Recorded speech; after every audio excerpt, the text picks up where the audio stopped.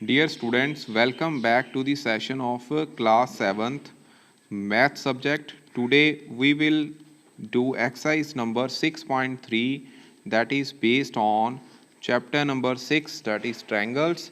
और प्यारे विद्यार्थियों ये सारी एक्सरसाइज ਪਾਈਥਾਗੋਰਸ ਥਿਊਰਮ ਦੇ ਨਾਲ ਰਿਲੇਟਡ ਹੈ ਤੇ ਵਿਦਿਆਰਥੀਓ ਪਾਈਥਾਗੋਰਸ ਥਿਊਰਮ ਦੀ ਇੱਕੋ ਇੱਕ ਕੰਡੀਸ਼ਨ ਹੁੰਦੀ ਹੈ ਉਹ ਇੱਕ ਸਮਕੋਣੀ ਤ੍ਰਿਭੁਜ ਦੇ ਵਿੱਚ ਲੱਗਦੀ ਹੈ। ਸਮਕੋਣੀ ਤ੍ਰਿਭੁਜ ਦਾ ਮਤਲਬ ਹੁੰਦਾ ਹੈ ਰਾਈਟ ਐਂਗਲਡ ਟ੍ਰਾਇੰਗਲ ਜਿਸ ਦੇ ਵਿੱਚ ਇਸ ਟ੍ਰਾਇੰਗਲ ਦੇ ਵਿੱਚ ਇੱਕ ਕੋਣ ਕੋਈ ਇੱਕ ਕੋਣ 90 ਡਿਗਰੀ ਦਾ ਹੋਵੇਗਾ। ਠੀਕ ਹੈ ਤੇ ਵਿਦਿਆਰਥੀਓ ਤੁਹਾਨੂੰ ਪਤਾ ਹੈ ਕਿ ਟ੍ਰਾਇੰਗਲ ਦੀਆਂ ਤਿੰਨ ਸਾਈਡਾਂ ਹੁੰਦੀਆਂ ਨੇ। ਅਸੀਂ ਇਹਨਾਂ ਤਿੰਨ ਸਾਈਡਾਂ ਨੂੰ ए बी सी ਦੇ ਨਾਲ ਰਿਪਰੈਜ਼ੈਂਟ ਕੀਤਾ ਹੈ। ਠੀਕ ਹੈ ਇਹਨਾਂ ਦੇ ਮਾਪ ਹਨ। ਜਿਹੜੀ ਥੱਲੇ ਵਾਲੀ ਭੁਜਾ ਹੈ ਇਸ ਨੂੰ ਬੱਚੋ ਅਸੀਂ ਆਧਾਰ ਆਖਦੇ ਹਾਂ ਰਾਈਟ ਐਂਗਲ ਟ੍ਰਾਇੰਗਲ ਦੇ ਵਿੱਚ ਔਰ ਇਹ ਵਿੱਚੋਂ ਉੱਥੇ ਕਰਨ ਹੁੰਦਾ ਹੈ ਔਰ ਇਸ ਨੂੰ ਅਸੀਂ ਇਸ ਦਾ ਲੰਬ ਆਖਦੇ ਹਾਂ। ਠੀਕ ਹੈ ਜਦੋਂ ਅਸੀਂ ਪਾਈਥਾਗੋਰਸ ਥਿਊਰਮ ਦੀ ਗੱਲ ਕਰਾਂਗੇ। ਠੀਕ ਹੈ ਸੋ ਆਓ ਵਿਦਿਆਰਥੀਓ ਪਹਿਲਾਂ ਪਾਈਥਾਗੋਰਸ ਥਿਊਰਮ ਬਾਰੇ ਸਮਝਦੇ ਹਾਂ। ਵਿਦਿਆਰਥੀਓ ਇੱਥੇ ਇੱਕ ਟ੍ਰਾਇੰਗਲ ਹੈ ਜੋ ਕਿ ਬਲੂ ਕਲਰ ਦੇ ਨਾਲ ਸ਼ੇਡਡ ਹੈਗੀ ਹੈ। ਠੀਕ ਹੈ ਜਿਹਦੀਆਂ ਤਿੰਨ ਭੁਜਾਵਾਂ ਹਨ। ਥੱਲੇ ਵਾਲੀ ਭੁਜਾ ਇਹਨੂੰ ਅਸੀਂ ਆਧਾਰ ਮੰਨਾਂਗੇ। ਆਧਾਰ ਦਾ ਮਤਲਬ ਹੁੰਦਾ ਹੈ ਬੇਸ ਜਿਸ ਨੂੰ ਅਸੀਂ ਬੀ ਨਾਲ ਰਿਪਰੈਜ਼ੈਂਟ ਕਰਦੇ ਹਾਂ ਔਰ ਜਿਹੜੀ ਇਸ ਟ੍ਰਾਇੰਗਲ ਦੀ ਵੱਡੀ ਭੁਜਾ ਹੁੰਦੀ ਹੈ ਇਸ ਨੂੰ ਵਿਦਿਆਰਥੀਓ ਅਸੀਂ ਆਖਦੇ ਹਾਂ ਹਾਈਪੋਟੇਨਿਊਸ मतलब कि हाइपो एच ਨਾਲ रिप्रेजेंट करांगे। और विद्यार्थियों ये वाली जी साइड है ये थर्ड साइड इनू असी बच्चों की कहने ਇਹਦਾ परपेंडिकुलर। ठीक है तो असी इन्हां तिन्नां साइडां ते वर्ग बना दिते ने। वर्ग का मतलब स्केयर बनाता है तो स्केयर का बच्चों खेत्रफल अलग अलग क्योंकि ये साइड दी जी भुजा हैगी है मतलब ये लंबाई जी है साइड की वो सी हैगी है तो यदा खेत्रफल जोड़ा मतलब एरिया सी स्केयर आ जाएगा।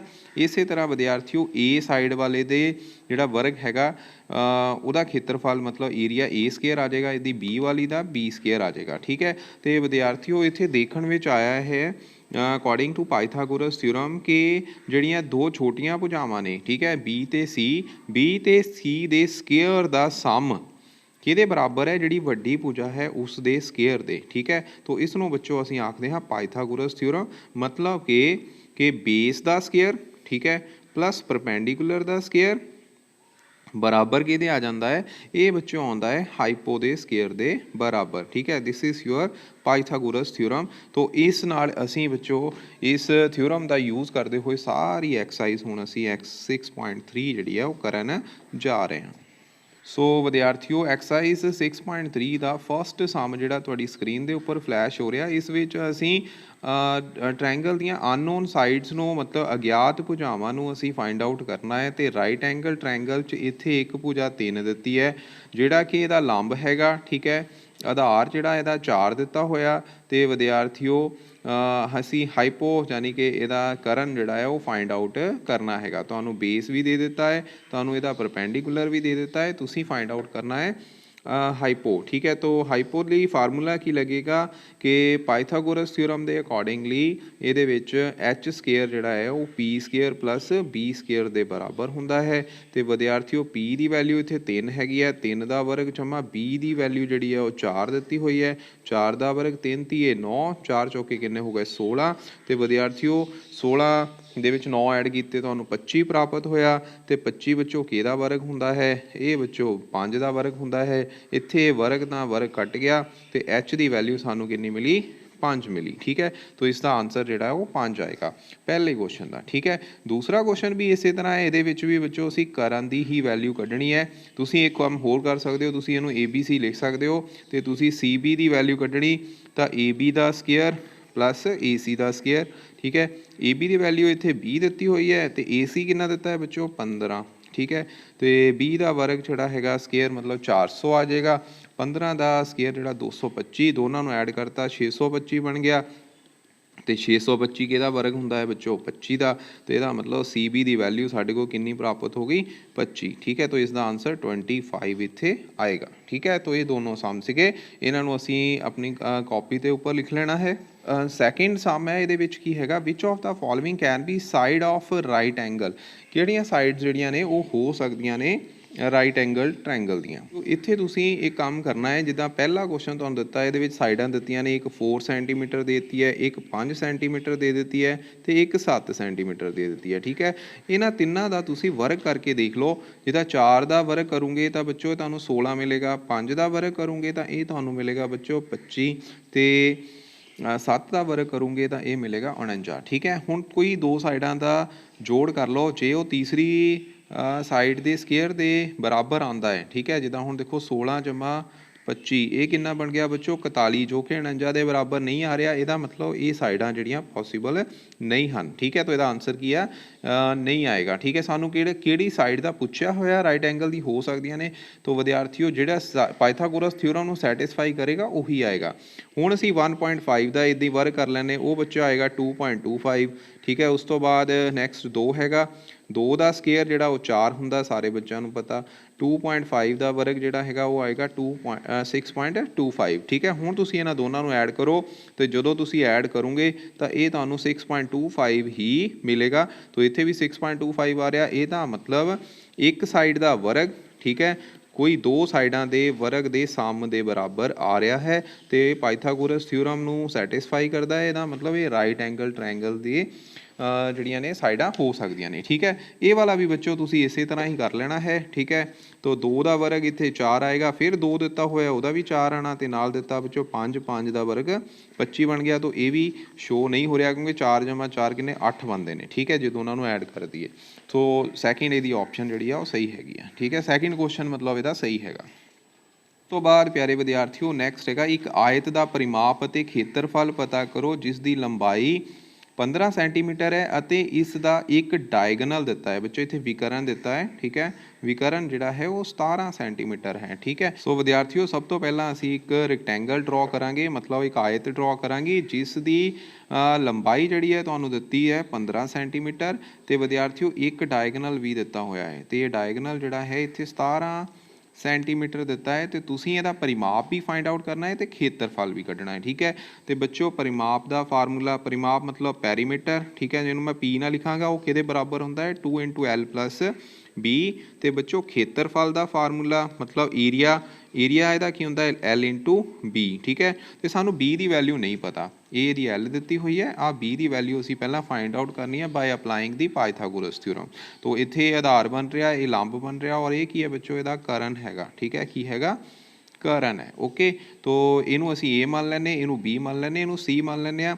ਤਾਂ ਬੱਚੋ AC ਦਾ ਸਕੇਅਰ ਕਿਹਦੇ ਬਰਾਬਰ ਹੈ, ਕਿਉਂਕਿ ਰਾਈਟ ਜਿਹੜੀ ਰੈਕਟੈਂਗਲ ਹੁੰਦੀ ਹੈ ਉਹਦੇ ਵਿੱਚ ਵੀ ਰਾਈਟ ਐਂਗਲ ਹੀ ਹੁੰਦਾ ਹੈ, ਮਤਲਬ 90 ਡਿਗਰੀ ਦਾ ਐਂਗਲ ਹੁੰਦਾ ਹੈ। ਤਾਂ AB ਦਾ ਸਕੇਅਰ ਪਲੱਸ ਇੱਥੇ ਕੀ ਆ ਗਿਆ BC ਦਾ ਸਕੇਅਰ। ਠੀਕ ਹੈ, ਸੋ BC ਦਾ ਸਕੇਅਰ ਕਿਹਦੇ ਬਰਾਬਰ ਆਇਆ AC square minus AB square. ਠੀਕ ਹੈ, ਤੇ AC ਸਕੇਅਰ ਕਿੰਨਾ ਹੈ ਬੱਚੋ 17 ਦਾ ਵਰਗ, AB ਕਿੰਨੀ ਹੈ ਬੱਚੋ 15 ਉਹਦਾ ਵਰਗ ਤੇ 17 ਨੂੰ 17 ਨਾਲ ਗੁਣਾ ਕੀਤੀ 289, ਇਹ ਆ ਗਿਆ 225। ਜਦੋਂ ਦੋਨਾਂ ਨੂੰ ਮਾਈਨਸ ਕੀਤਾ ਤਾਂ ਵਿਦਿਆਰਥੀਓ ਇਹ ਤੁਹਾਨੂੰ 64 ਮਿਲਿਆ। 64 ਕਿਹਦਾ ਵਰਗ ਹੁੰਦਾ ਹੈ ਹੁਣ 8 ਦਾ। ਠੀਕ ਹੈ, ਤਾਂ ਇਹਦਾ ਮਤਲਬ BC ਦੀ ਵੈਲਿਊ ਸਾਨੂੰ ਪ੍ਰਾਪਤ ਹੋ ਗਈ 8 ਸੈਂਟੀਮੀਟਰ। ਠੀਕ ਹੈ, ਕਿੰਨੀ ਪ੍ਰਾਪਤ ਹੋਈ ਹੈ 8 ਸੈਂਟੀਮੀਟਰ ਹੈ। ਤਾਂ ਵਿਦਿਆਰਥੀਓ ਇਹੀ BC ਜਿਹੜਾ ਇਹਦੀ ਬ੍ਰੈਡਥ ਹੋ ਗਈ। ਠੀਕ ਹੈ, ਤਾਂ ਇੱਥੇ ਹੁਣ ਬ੍ਰੈਡਥ ਦੀ ਵੈਲਿਊ ਪੁੱਟ ਕਰ ਦਿਓ, ਲੈਂਥ ਇੱਥੇ 15 ਹੈ, ਬ੍ਰੈਡਥ ਇੱਥੇ 8 ਹੋ ਗਈ। ਠੀਕ ਹੈ, 15 ਜਮਾ 8 ਕਿੰਨੇ 23, 23 ਨੂੰ 2 ਨਾਲ ਮਲਟੀਪਲਾਈ ਕੀਤਾ ਤਾਂ ਬੱਚੋ ਇਹ ਬਣ ਗਿਆ 46। ਠੀਕ ਹੈ, ਤਾਂ 46 ਸੈਂਟੀਮੀਟਰ। ਉਸ ਤੋਂ ਬਾਅਦ ਇਹਦਾ ਵਿਦਿਆਰਥੀਓ ਅਸੀਂ ਖੇਤਰਫਲ ਵੀ ਕੱਢਣਾ ਹੈ, ਤਾਂ 15 ਨੂੰ 8 ਨਾਲ ਗੁਣਾ ਕੀਤੀ ਇਹ ਬਣ ਗਿਆ ਬੱਚੋ 130 ਸੈਂਟੀਮੀਟਰ ਸਕੇਅਰ। ਠੀਕ ਹੈ, ਏਰੀਆ ਦੇ ਵਿੱਚ ਪਾਵਰ 2 ਆਉਂਦੀ ਹੈ ਯੂਨਿਟ ਦੀ, ਇਹਦੇ ਵਿੱਚ ਪਾਵਰ 1 ਹੀ ਆਉਂਦੀ। ਉਸ ਤੋਂ ਬਾਅਦ ਵਿਦਿਆਰਥੀਓ ਨੈਕਸਟ 4th ਸਮ ਹੈ ਕਿ ਇੱਕ 15 ਮੀਟਰ ਲੰਬੀ ਪੌੜੀ ਹੈ। ਠੀਕ ਹੈ, 15 ਮੀਟਰ ਲੰਬੀ ਪੌੜੀ ਹੈ, ਦੀਵਾਰ ਤੋਂ 12 ਮੀਟਰ ਦੀ ਉਚਾਈ ਤੇ ਇੱਕ ਖਿੜਕੀ ਤੇ ਲਗਾਇਆ ਗਿਆ ਹੈ। ਠੀਕ ਹੈ, ਤੇ ਪੌੜੀ ਦਾ ਹੇਠਲਾ ਸਿਰਾ ਬੱਚੋ ਕੀ ਹੈ ਉਹ ਇਸ ਦੀਵਾਰ ਦੀ ਜਿਹੜਾ ਬੇਸ ਹੈਗਾ ਉੱਥੋਂ ਕਿੰਨੇ ਮੀਟਰ ਦੂਰੀ ਤੇ ਹੈ A ਮੀਟਰ। ਠੀਕ ਹੈ, ਤਾਂ ਇਹ A ਮੀਟਰ ਦੀ ਲੰਬਾਈ ਜਿਹੜੀ ਆ ਅਸੀਂ ਇਕਾਈ ਜਿਹੜੀ ਆ ਪਤਾ ਕਰਨੀ ਹੈ ਕਿ ਪੌੜੀ ਦੀ ਦੀਵਾਰ ਤੋਂ ਦੂਰੀ ਕਿੰਨੀ ਹੈਗੀ ਆ। ਠੀਕ ਹੈ, ਤਾਂ ਇਹਦਾ ਮਤਲਬ ਇੱਥੇ ਦੀਵਾਰ ਦੇਖੋ 90 ਡਿਗਰੀ ਆ, ਪਾਇਥਾਗੋਰਸ ਥਿਊਰਮ ਆਰਾਮ ਨਾਲ ਲੱਗ ਰਹੀ ਹੈ। ਇਹਨੂੰ ਤੁਸੀਂ A ਪੁਆਇੰਟ ਮੰਨ ਲਓ, ਇਹਨੂੰ B ਮੰਨ ਲਓ, ਇਹਨੂੰ C ਮੰਨ ਲਓ। ਤਾਂ ਇੱਥੇ ਵੀ AC ਸਕੇਅਰ ਕਿਹਦੇ ਬਰਾਬਰ ਆਏਗਾ AB square plus BC square. ਠੀਕ ਹੈ, AC ਸਕੇਅਰ मतलब कि 15 का वर्ग ए बी असी फाइंड आउट करना है प्लस बी सी जोड़ा कितना दिता 12 मीटर ਉਹਦਾ वर्ग ठीक है। तो ਇਹਦਾ मतलब ए बी वर्ग ਜਿਹੜਾ ਆ ਉਹ ਕਿੰਨਾ ਆ ਗਿਆ 15 ਨੂੰ 15 ਨਾਲ ਗੁਣਾ ਕੀਤੀ ਇਹ ਕਿੰਨਾ ਆ ਗਿਆ 225 ਮਾਈਨਸ 144 ਜਦੋਂ ਅਸੀਂ ਇਹਨਾਂ ਨੂੰ ਮਾਈਨਸ ਕੀਤਾ ਤੇ ਵਿਦਿਆਰਥੀਓ ਸਾਨੂੰ ਮਿਲਿਆ 81 ਸੋ 81 ਕਿਹਦਾ वर्ग ਹੁੰਦਾ ਹੈ ਇਹ ਬੱਚੋ ਹੁੰਦਾ ਹੈ 9 ਦਾ वर्ग ਇਹਦਾ मतलब ए बी ਦੀ ਲੰਬਾਈ ਕਿੰਨੀ ਆ ਗਈ 9 मीटर ठीक है। कितनी लंबाई आ गई 9 मीटर। विद्यार्थियों नैक्सट फिफ्थ सम हैगा कि एक सानू रोम्बस दिती है जिसकी एक साइड जी 5 सेंटीमीटर है ठीक है।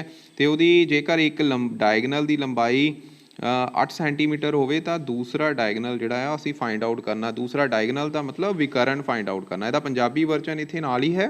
सो विद्यार्थियों इत्थे असी एक रोम्बस ड्रॉ कर लईए। इस रोम्बस दे विच सारियां भुजावां बराबर हुंदियां ते बच्चे दी एक स्पैशलिटी हुंदी है कि इहदे जिहड़े डायगनल ने एक दूजे नूं लंब समदुभाजी करते हैं मतलब कि ये एंगल जोड़ा 90 डिग्री के होंगे ने ठीक है। तो इनू ओ पॉइंट मान लेने आ तुहाडा ए पॉइंट हो गया ये बी हो गया ये सी हो गया तो ये डी हो गया।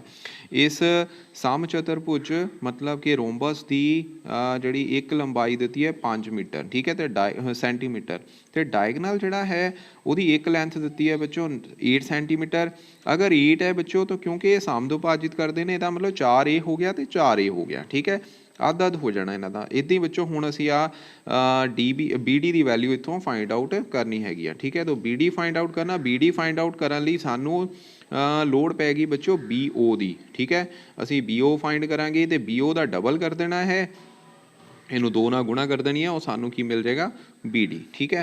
तो इनू हुण किद्दां फाइंड आउट करना इत्थे बच्चों ये राइट एंगल ट्रायंगल बन गई जिस राइट एंगल ट्रायंगल दे विच ये इसदा करण हो गया ठीक है। तो मतलब ये जी राइट एंगल ट्रायंगल है ए ओ बी ठीक है इस विच ए बी का वर्ग किहदे बराबर आएगा ओ ए दे वर्ग प्लस ओ बी दे वर्ग के बराबर। असी ओ बी की वैल्यू कढ़नी है ओ बी का स्केयर एक साइड पर कर लो A B square minus O A square ठीक है।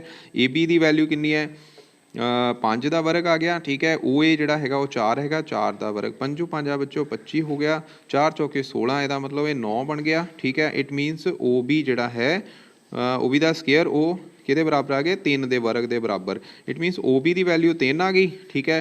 जे ओ बी बच्चों 3 आ गई इट मीनस बी डी जोड़ा है वो कितना हो जाऊगा डबल ਇਹਦਾ मतलब कि 6 सेंटीमीटर। तो ਇਹਦਾ आंसर जोड़ा बी डी का दूसरे डायगनल की लेंथ जी है वो कितनी आ गई 6 सेंटीमीटर ओके। नैक्सट प्यारे विद्यार्थियों सिक्स्थ सम हैगा कि एक राइट एंगल्ड आइसोसलिस ट्रायंगल है ठीक है। राइट एंगल का मतलब समकोणी त्रिभुज है जो कि सम दो भुजी भी है ठीक है। तो बच्चों राइट एंगल ट्रायंगल किस तरह ड्रॉ करांगे ये राइट एंगल ट्रायंगल आ गई तो बच्चों ये करण तो वड्डा हुंदा है ठीक है। करण जिहड़ा है उसकी लेंथ वड्डी हुंदी है मतलब ए वाली साइड की ठीक है ए बी सी इसदा मतलब आ दोनों साइडां इक्वल हो गई ठीक है। तो जी कि राइट एंगल ट्रायंगल मतलब बेस और लंब जोड़ा है इन्हों दोनों का परपेंडिकुलर दोनों बराबर हैं करण की वैल्यू जी वो अलग आएगी ठीक है।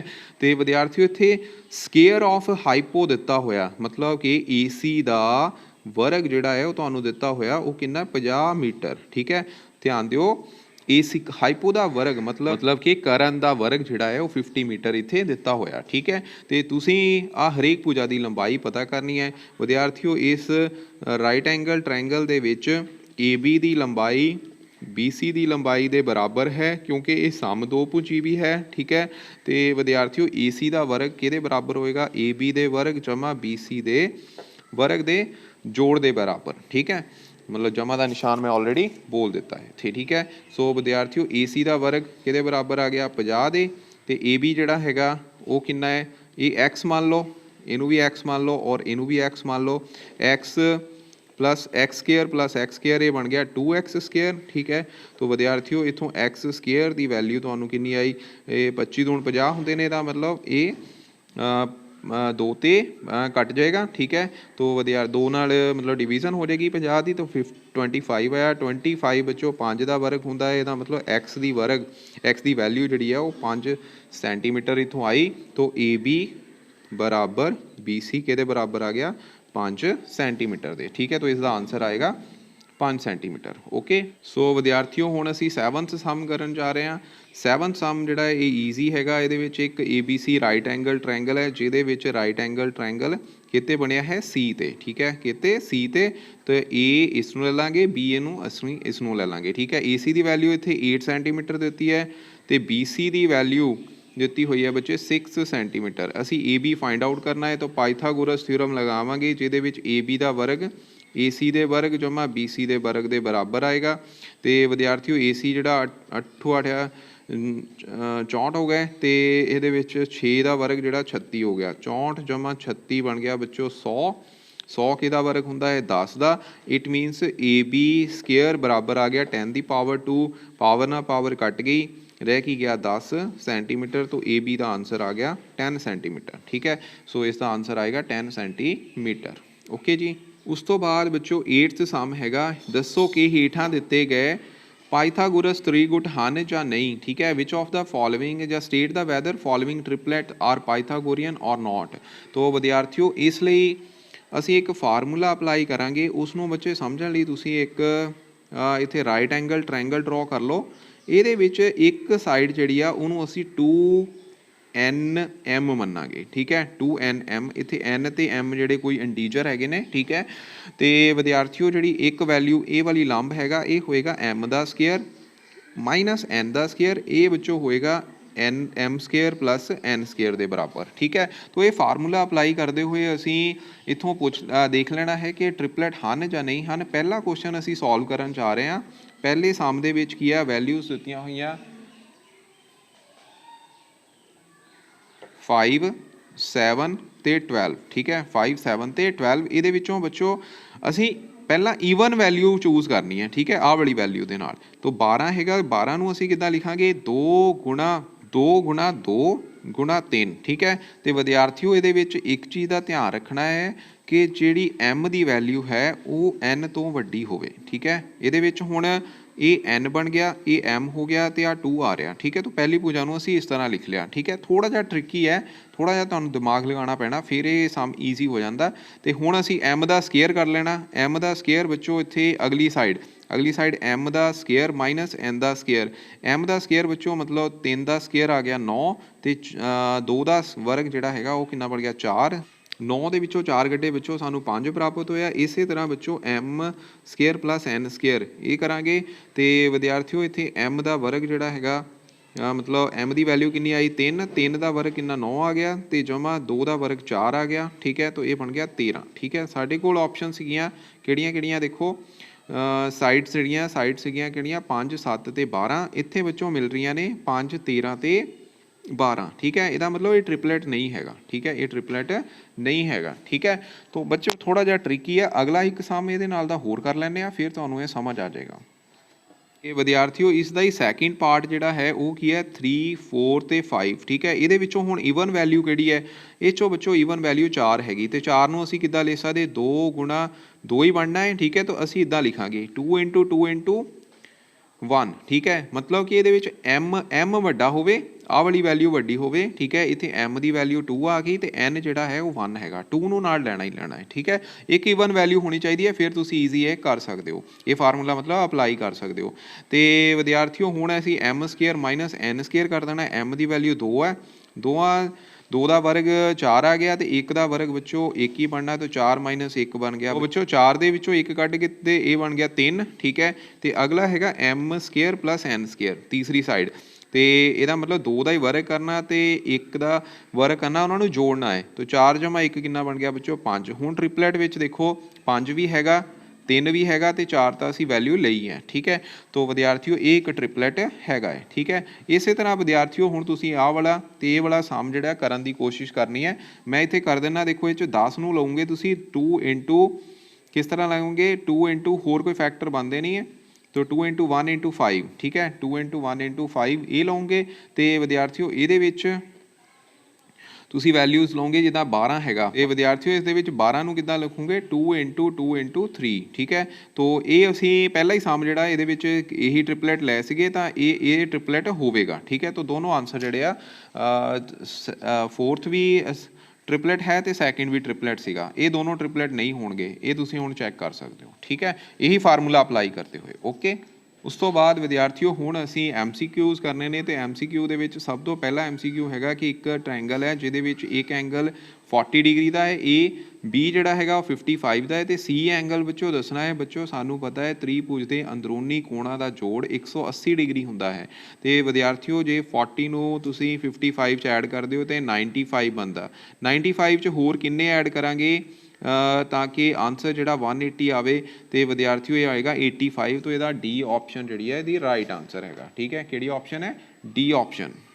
तो विद्यार्थियों अगला सैकेंड क्वेश्चन हैगा, if the angles of a triangle are 35, 35 and 110 then it is ये बच्चों किहड़ी ट्रायंगल होएगी? बच्चों एक आइसोसलिस ट्रायंगल ही इदां दी है जिस दियां दो भुजावां ते वो भुजावां जिहड़ा कोण तीसरी भुजा दे नाल बनाउंदियां ने वो बराबर हुंदा है। इत्थे ये भी 35 दा है, ये भी 35 दा है, तो ये 110 दा है, और तिन्हां दा जोड़ बच्चों 180 भी आ रहा है। इसदा मतलब ये आइसोसलिस ट्रायंगल होगी, सम दो भुजी त्रिभुज। ठीक है, तो अगला हैगा कि एक राइट एंगल ट्रायंगल दे विच किन्ने दो एंगल किहड़े हो सकते हैं? बच्चों दो एंगल एक्यूट एंगल ही हो सकते हैं। ठीक है, एक्यूट एंगल दो हो सकते हैं, यही एग्जाम्पल ले लो। एक्यूट का मतलब की होंदा है? नियोन कोण। ठीक है, उस तो बाद अगला हैगा कि एक ट्रायंगल जिहदे मेयर्स किन्ने ने 35, 55 ते 90, ये किहड़ी होएगी बच्चों? ट्रायंगल एक 90 डिग्री का एंगल होने करके एक राइट एंगल ट्रायंगल होगी। ठीक है, किहड़ी होगी? Right angle triangle. सो विद्यार्थियों नैक्सट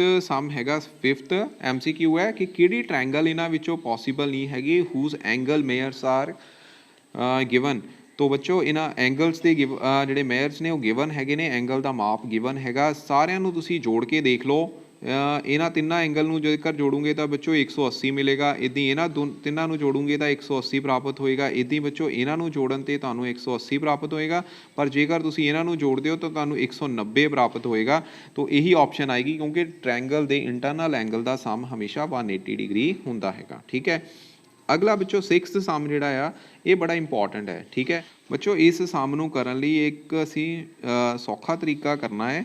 की करना है? असीं एक सर्कल लगा लेना है, उस दे उपर एक साइड ते जो तुहानूं पहलियां देखो जिद्दां पहली ऑप्शन दित्ती है इहदियां भुजावां दित्तियां ने वो लिख लैणियां 6, 4 ते इत्थे की आ जाना 10। ठीक है, सब तो पहला तुसीं 6 दे विच 4 नूं ऐड करना है। जदों तुसीं 6 दे विच 4 ऐड कीता ते बच्चों 10 प्राप्त होया, जो कि तीसरी भुजा दे की आ गया बराबर। ठीक है, उस तो बाद विद्यार्थियों अगले विच 6 दे 4 दे विच तुसीं 10 ऐड कर देना है, जो प्राप्त होया 14, जिहड़ा कि तीसरी भुजा तो की आ गया वड्डा जो कि 6 हैगी आ। फिर तुसीं की आ 10 दे विच की ऐड कर दोगे 6 तो ये मिलिया 16, 16 जिहड़ी है 4 तो की हैगी आ वड्डी। ठीक है, पर एक कंडीशन दे विच ये दो भुजावां दा जोड़ जिहड़ा है तीसरी भुजा दे बराबर आ रहा। यही बच्चों कंडीशन है कि कोई दो भुजावां जदों ट्रायंगल जिहड़ी आ पॉसीबल होगी वो कदों होनी है? कोई दो भुजावां दा, ये नोट कर लो, कोई दो भुजावां दा जोड़ जदों तीसरी भुजा दे माप तो वड्डा होवे, ठीक है, तां ही त्रिभुज संभव हुंदी है। ठीक है, मतलब पॉसीबल हुंदी है। ठीक है, मतलब दो साइडां दा सम जिहड़ा है तीसरी साइड तो वड्डा होना चाहिए। इत्थे बच्चों एक विच बराबर आ रहा, ना बराबर आवे ना घट आवे। ठीक है, तो जे सारे ही वड्डे आ रहे हैं तां ही वो पॉसीबल है, तो पहला आंसर इहदा आ रहा। ठीक है, तो फर्स्ट आंसर ही इहदा आएगा। ओके, तो एक बार बच्चों फिर असीं ये सम कर लैने एक होर एग्जाम्पल लैके। इन बच्चों असीं एक की है इस तरह सर्कल लगावांगे, उस सर्कल ते भुजावां दी जिहड़ी आ जो माप दिते ने वो लिख लैणे, जिद्दां 5 दिता है, एक 3 दिता है, एक 7 दिता है। ठीक है, असीं सब तो पहला 5 दे विच 3 नूं ऐड कीता, 5 च 3 ऐड करन ते तुहानूं 8 प्राप्त होया जो कि 7 तो वड्डा हैगा। ठीक है, हुण मैनूं लगदा सारे बच्चों नूं समझ आ गया होएगा की करना है। 3 दे विच 7 ऐड कर दिओ तो बच्चों 10 प्राप्त होया, 10 भी 5 तो की हो गया वड्डा हो गया। ठीक है, तो विद्यार्थियों अगले विच की करांगे 7 विच हुण असीं 5 ऐड कर दांगे तो ये बच्चों सानूं मिलिया 12, 12 जो कि इत्थे किस तो वड्डा है 3 तो तीनों केस दे विच कोई दो भुजावां दा जोड़ तीसरी भुजा तो की वड्डा आ रहा, इहदा मतलब दिस ट्रायंगल इज पॉसीबल। ठीक है, इन्हां साइड ते ट्रायंगल पॉसीबल हो सकती है, इहदे बच्चों इच भी पॉसीबल हैगी आ, इहदे विच भी पॉसीबल हैगी आ। ठीक है, तो आंसर आएगा फर्स्ट ऑप्शन। ठीक है, बाकी तुसीं कढ सकदे हो खुद भी। ठीक है, इस तरह मैं तुहाडे लई छड्ड रिहा, इहनूं जरूर करियो। प्यारे विद्यार्थियों 7th सम की है, एक राइट एंगल ट्रायंगल है जिहदे विच length of 2 legs are 6 centimetre and 8 centimetre, then the hypo will be, एक राइट एंगल ट्रायंगल इत्थे पाइथागोरस थ्योरम ही लगनी है। हाइपो दा स्केयर किहदे बराबर हुंदा है, परपेंडिकुलर दे स्केयर ते बेस दे स्केयर दे सम दे बराबर। तो 6 दा स्केयर ते 8 दा स्केयर, 6 का स्केयर 36, 8 का स्केयर 64, दोनों को ऐड कर दिता बच्चों 100 मिलिया। 100 के वर्ग है 10 का, यदा मतलब हाइपो साढ़े को मिल गया 10, ठीक है। तो 10 सेंटीमीटर यदा आंसर आ जाएगा बी ऑप्शन। सो प्यारे विद्यार्थियों ये सीगे साडे सम ते एक्सरसाइज नंबर 6.3, ये एक्सरसाइज हुण तुहाडी कंप्लीट हो गई है। प्यारे विद्यार्थियों इस नूं हुण तुसीं अपनी कॉपी के उपर कर लेना है। Thank you so much. ये तुहाडा होमवर्क भी है, ठीक है। इसका टेस्ट जिहड़ा बच्चों आफ्टर दिवाली होएगा, ठीक है। So happy Diwali to all, thank you.